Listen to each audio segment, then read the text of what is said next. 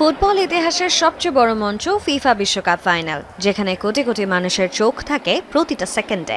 আর এই মহামঞ্চেই নায়ক থেকে খলনায়ক বনে যাওয়ার ব্যবধানটা যে কত কম তা আবারও দেখল ফুটবল বিশ্ব।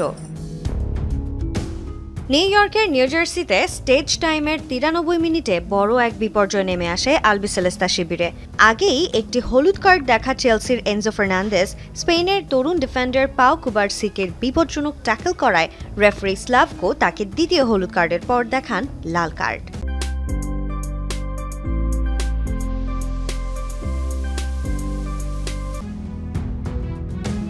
তবে এই ফাইনালের ট্র্যাজিক হিরো নিজেকে জড়িয়ে নিয়েছেন এক কুখ্যাত ইতিহাসে।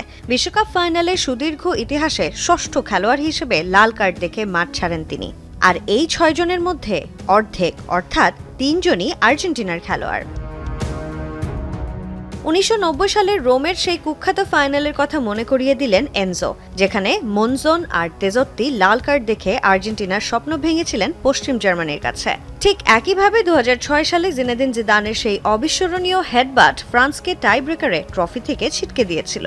আর এবার এনজোর এই red mist crore crore Argentine ভক্তের টানা দ্বিতীয় শিরোপা জয়ের স্বপ্নকেও চুরমার করে দিল। এছাড়াও বিশ্বকাপের ফাইনালে লাল কার্ড দেখে মাঠ ছাড়েন মার্সেলো দেশাই। ব্রাজিলের বিপক্ষে ফাইনাল জয় সত্ত্বেও 1998 সালে লাল কার্ড দেখে মাঠ ছাড়েন তিনি। আর 2010 সালের ফাইনালে স্পেনের বিপক্ষে অতিরিক্ত সময়ে লাল কার্ড দেখেন নেদারল্যান্ডসের জন হেইটিঙ্গা।